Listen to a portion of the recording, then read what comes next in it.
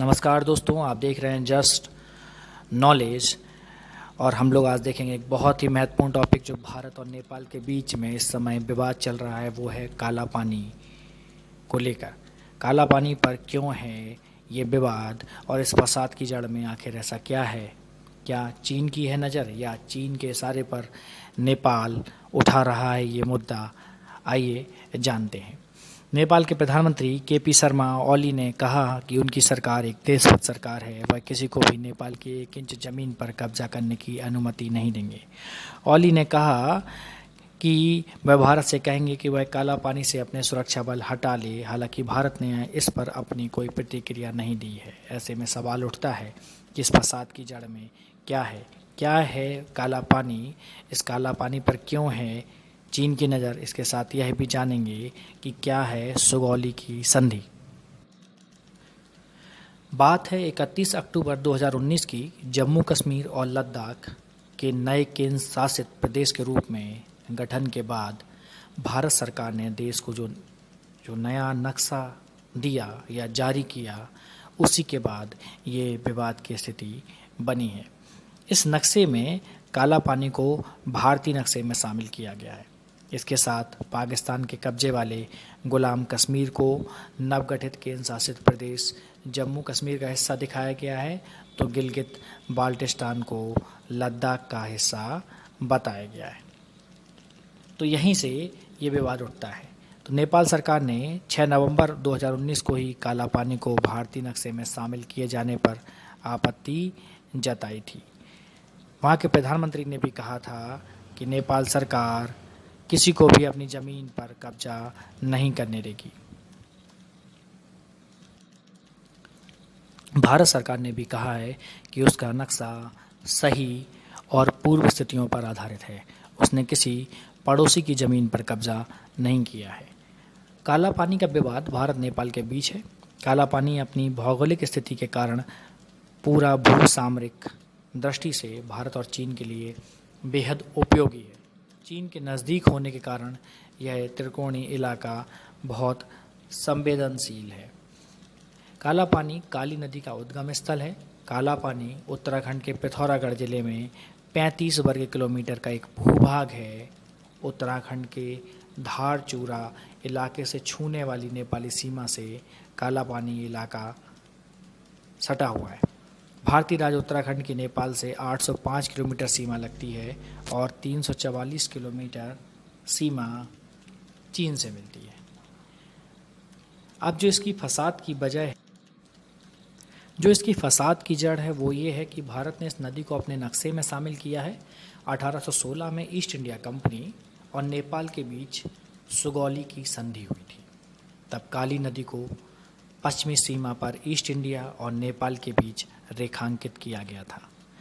1962 में भारत और चीन में युद्ध हुआ तो भारतीय सेना ने काला पानी पर चौकी बनाई। नेपाल का दावा है कि 1961 में यानी भारत चीन युद्ध से पहले नेपाल ने यहाँ जनगणना कराई थी। तब भारत ने कोई आपत्ति नहीं जताई थी।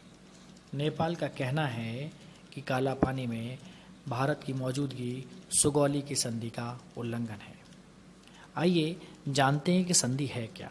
दरअसल इस विवाद के पीछे जो संधि है उसे सुगौली संधि कहते हैं और यह संधि ईस्ट इंडिया कंपनी और नेपाल के राजा के बीच एक करार हुआ था।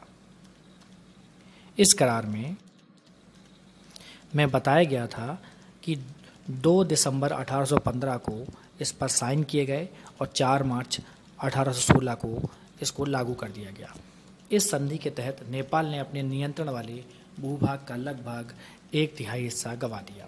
इसमें नेपाल के राजा द्वारा पिछले 25 साल में जीते गए क्षेत्र जैसे कि पूर्व में सिक्किम, पश्चिम में कुमाऊं और गढ़वाल राजशाही और दक्षिण में तराई का अधिकतर क्षेत्र शामिल था। तराई भूमि का कुछ हिस्सा 1816 में ही नेपाल को लौटा दिया गया। 1860 में तराई भूमि का एक बड़ा हिस्सा नेपाल को 1857 के विद्रोह को दबाने में ब्रिटिशों की सहायता करने के एवज में लौटा दिया गया। इस संधि में राष्ट्रीय परिसीमन को स्पष्ट नहीं किया गया था, इसलिए इसके प्रभाव आज तक कायम है। संधि यह बताने में विफल रही कि कुछ स्थानों पर एक स्पष्ट वास्तविक सीमा रेखा कहाँ से गुजरेगी। ऐसे विवादित स्थानों का लंबा इलाका है। भारत के लिए काला पानी का एक सामरिक महत्व है, जहां 3 देशों के बॉर्डर मिलते हैं, भारत, नेपाल और चीन। ऐसे में सैन्य नज़रिए से यह ट्राई जंक्शन बहुत महत्वपूर्ण है। उस क्षेत्र में सबसे ऊंची जगह भी है। 1962 युद्ध के दौरान भारतीय सेना यहाँ पर थी। डिफेंस एक्सपर्ट बताते हैं कि इस क्षेत्र में चीन ने भी बहुत हमले नहीं किए थे, क्योंकि भारतीय सेना यहाँ मजबूत स्थिति में थी। इस युद्ध के बाद जब भारत ने वहाँ अपनी पोस्ट बनाई तो नेपाल ने कोई विरोध नहीं किया था। ये अलग बात है कि उस वक्त भारत और नेपाल के संबंध अब जैसे तनावपूर्ण नहीं थे। भारत का डर ये है कि अगर वो इस पोस्ट को छोड़ता है तो हो सकता है कि चीन वहाँ पर आ जाए, और इस स्थिति में भारत को सिर्फ नुकसान हासिल होगा। इन्हीं बातों को ध्यान में रखते हुए भारत इस पोस्ट को छोड़ना नहीं चाहता है, जो कि एक महत्वपूर्ण वजह है। नेपाल के कुछ रिसर्चरों का ये भी मानना है कि काला पानी पर नेपाल हमेशा से दावा करता रहा है, लेकिन 1962 के भारत चीन युद्ध के बाद से काला पानी में भारतीय सेना का कब्जा है।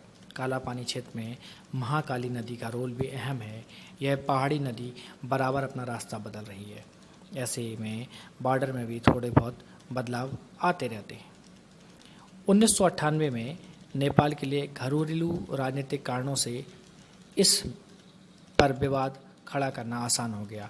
इसके बाद जैसे जैसे मधेश का मुद्दा वहाँ पर बढ़ता गया, नेपाल में एंटी इंडिया भावनाएं भी बढ़ीं और नेपाल ने इस मामले को और ज़ोर शोर से उठाना शुरू कर दिया।